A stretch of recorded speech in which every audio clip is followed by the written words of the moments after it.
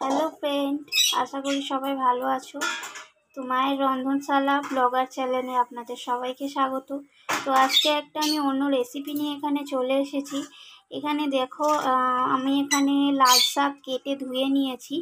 কুচো কুচো করে লাল শাকটাকে আমি কেটে নিয়েছি, দেখতেই পাচ্ছেন তোমরা।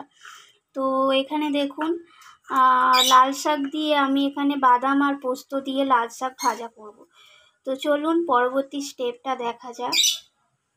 তো দেখুন, গ্যাসের মধ্যে আমি একটা কড়াই বসিয়ে দিয়েছি। কড়াইটা আমার গরম হয়ে গেছে মোটামুটি।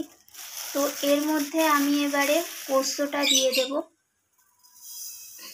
পোস্তটা দিয়ে আমি ভালো করে শুকনো খোলায় রোস্ট করে নেব, পোস্তটাকে ভেজে নেব ভালো করে।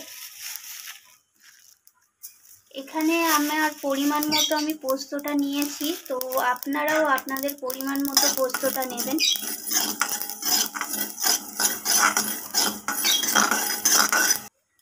তো দেখুন, আবারও আমি কড়া বসিয়ে দিয়েছি। তো এখানে আমি এবার কিছুটা পরিমাণ সর্ষের তেল দিয়ে দেব।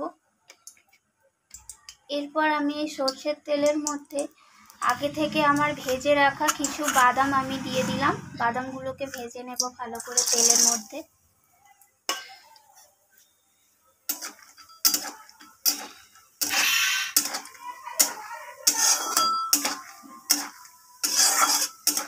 বাদামগুলো আমার ভাজা হয়ে গেছে। এরপর আমি তেল থেকে উঠিয়ে নেব বাদামগুলোকে।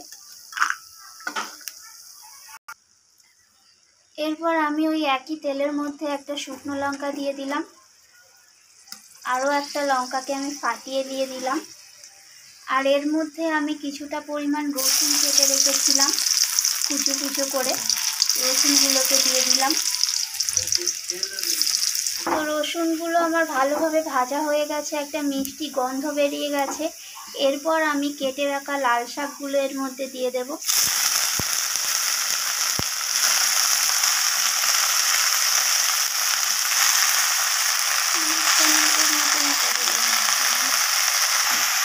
এরপর আমি শাকটাকে ভালোভাবে তেলের সাথে নাড়াচাড়া করে নেব।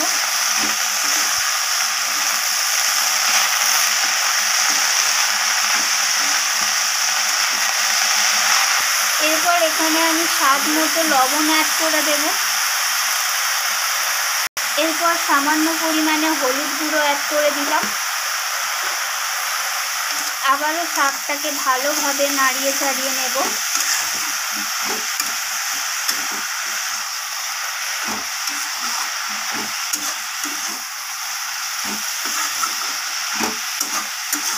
এরপর শাকের মধ্যে থেকে জল বেরিয়ে গেছে, তো আমি এটাকে চাপা দিয়ে দেব। ঢাকা দিয়ে দিলাম, জলটা শুকিয়ে আসবে। তো দেখুন, অনেকটা জল শুকনো হয়ে এসছে। এবার এই পর্যায়ে আমি এখানে কিছুটা চিনি অ্যাড করে দেব। তো চিনিটা আপনারা চাইলে দিতেও পারেন, আবার নাও দিতে পারেন। তো আমার এখানে শাকের মধ্যে চিনিটা খেতে বেশ ভালো লাগবে শাক ভাজার মধ্যে, তাই আমি এখানে চিনিটা অ্যাড করলাম। সেটা আপনাদের পছন্দ অনুযায়ী আপনি দেবেন।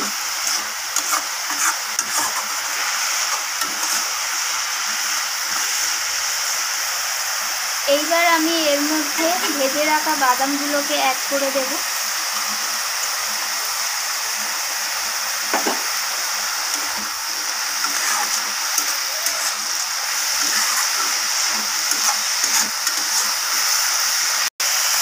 এরপর আমি এর মধ্যে আমি যে ভেজে রেখেছিলাম পোস্তগুলো আগে থেকে, সেই পোস্তগুলো অ্যাড করে দেব।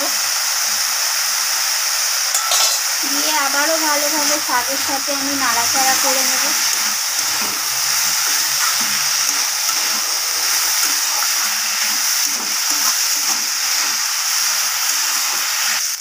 তো দেখুন বন্ধুরা, এখানে আমার একদম শাক ভাজাটা পুরো রেডি হয়ে গেছে, তৈরি হয়ে গেল আমার বাদাম পোস্ত দিয়ে শাক ভাজা।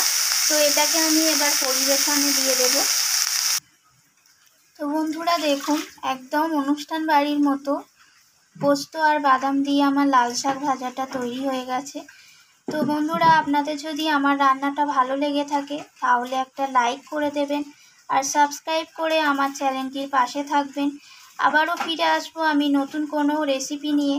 তো আজকের মতো এই পর্যন্ত বন্ধুরা, নমস্কার।